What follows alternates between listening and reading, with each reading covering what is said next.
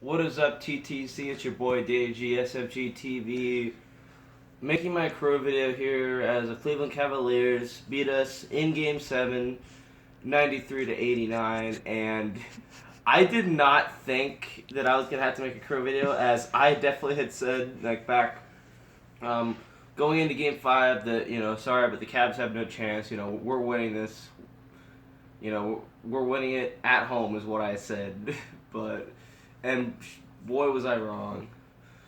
I mean, honestly, I said we were gonna win it in Game 5, and not only did we lose Game 5, we got blown out in Game 6 and Game 5, and we lost Game 7 in a heartbreaking fashion.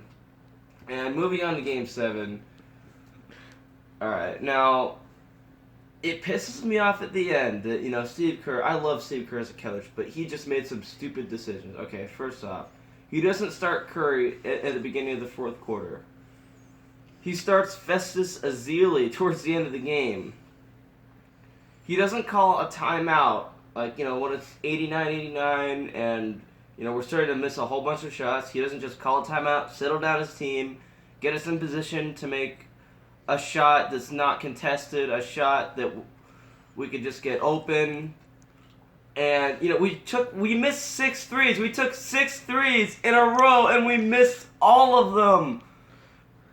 I mean, I just did not recognize this team. Curry at the end of the game was not the Steph Curry we all know and love. He was completely different. He shot like shit, and we just flat out choked at the end of the game, as we did the whole series.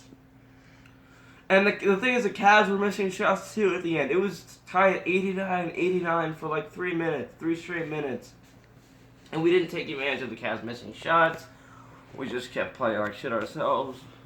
And, you could say that, you could make the argument that the game's fixed, but I'm not going to go and say that. The only thing suspicious is how Draymond got suspended after what happened in Game 4 when it was clearly LeBron who was the one in the worst position there, as he stepped right over Draymond, and you could tell that he was the one that escalated the situation. But yet still, because it seems like the NBA wanted the series to go to 7 games, or at least not end in 5 games, they suspended Draymond Green because of that. And you can make the argument that we would have won in Game 5, which we could have with Draymond.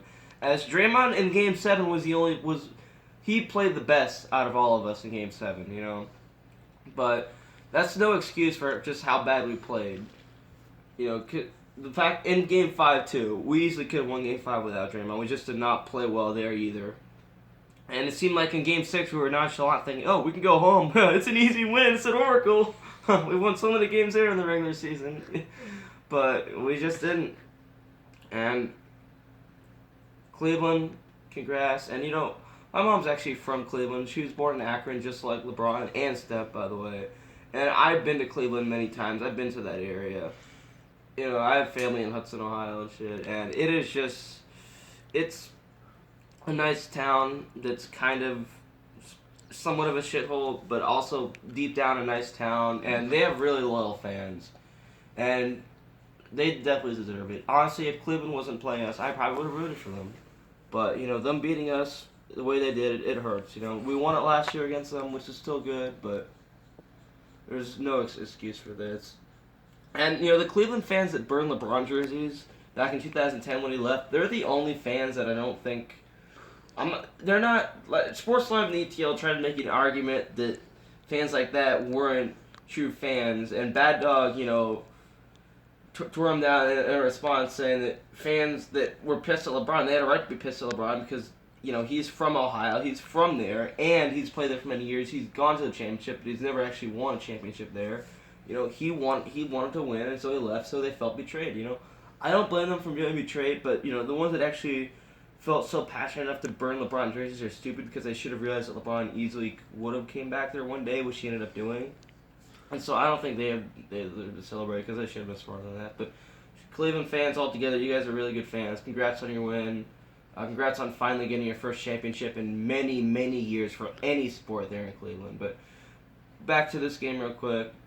The fact that Steve Kerr did not just call a timeout, settle down his team, stop them from making the mistake that they did, And the fact that we took such shitty shots anyway, I mean, literally, the shots that we took. Oh, and Curry, do not forget that Curry behind the back pass.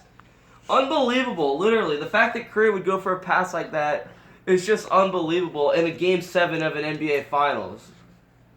Clay just had no chance of getting it. He should have realized the pass was going to go out of bounds and it was going to end up being a turnover. I just don't know why we played so dumb towards the end of the game. That's what I don't get, is why we lost who we were. Why we did not play like what we're supposed to play like. Why we played like total shit at the end, I just will never get it. But again, Cleveland, congrats. I was so wrong. And that's all I got. Danny GSFG TV. I'm out. Peace.